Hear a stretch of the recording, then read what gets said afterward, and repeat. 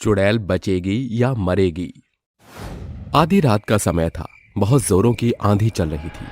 आंधी की वजह से चारों तरफ ठंडी ठंडी हवाएं चल रही थी। गांव के सभी लोग अपने घरों में सो रहे थे।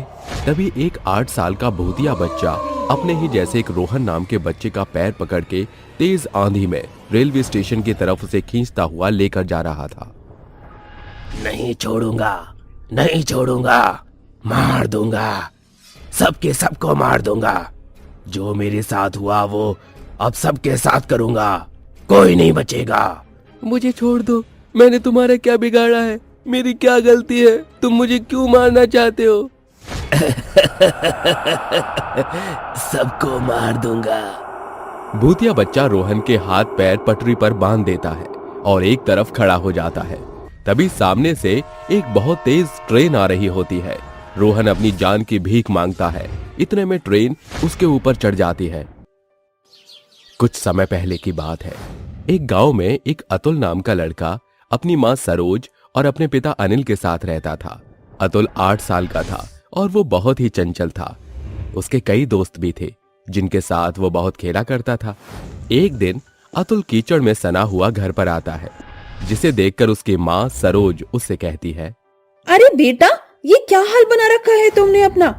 जरा देखो, तुम्हारी वजह से पूरा घर भी गंदा हो गया है। तुम रोज घर की सफाई को खराब कर देते हो। अरे माँ, तुम जब देखो मुझे डांटती रहती हो। अब क्या मैं खेलूं भी नहीं? अरे भगवान, क्यों डांट रही हो मेरे राजकुमार को? आप ही के लाड प्यार ने इसे बिगाड़ रखा है। जाओ बेटा, तुम अपना मुंह हाथ धो लो, मैं तुम्हारी माँ को संभालता हूँ। अतुल अपने हाथ पैर धोकर आ जाता है। इतने में सरोज उसको खाना दे देती है। सभी लोग खाना खाकर सो जाते हैं।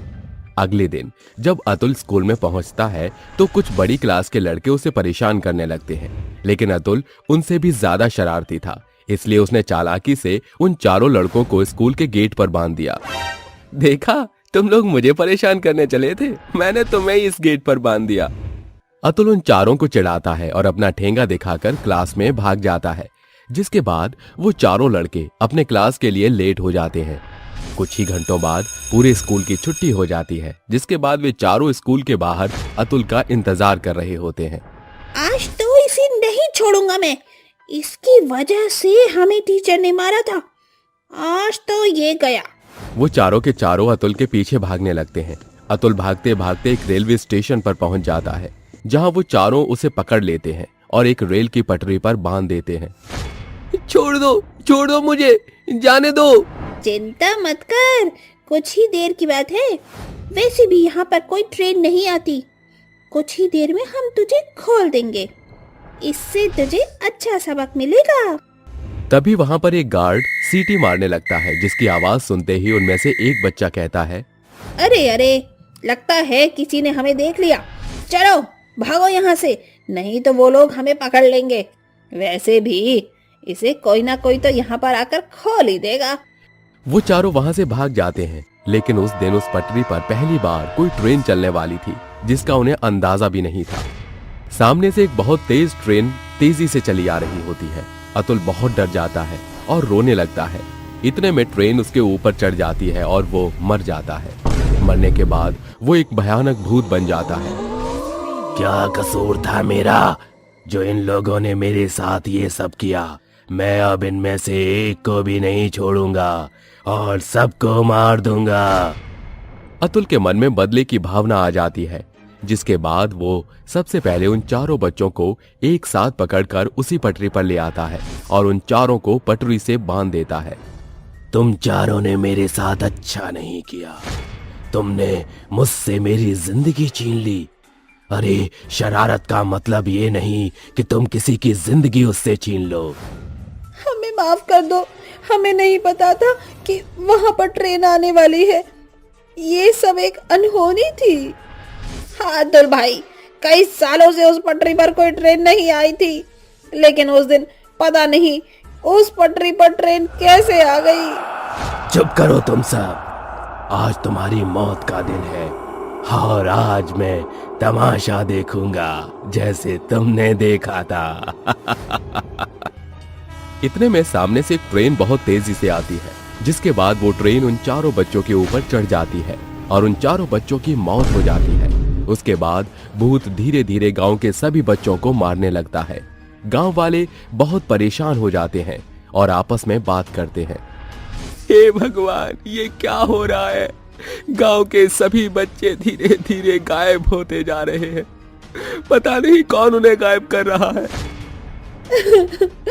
कल रात से मेरा बच्चा गायब है। मुझे समझ नहीं आ रहा आखिर मेरा बच्चा कहाँ गया।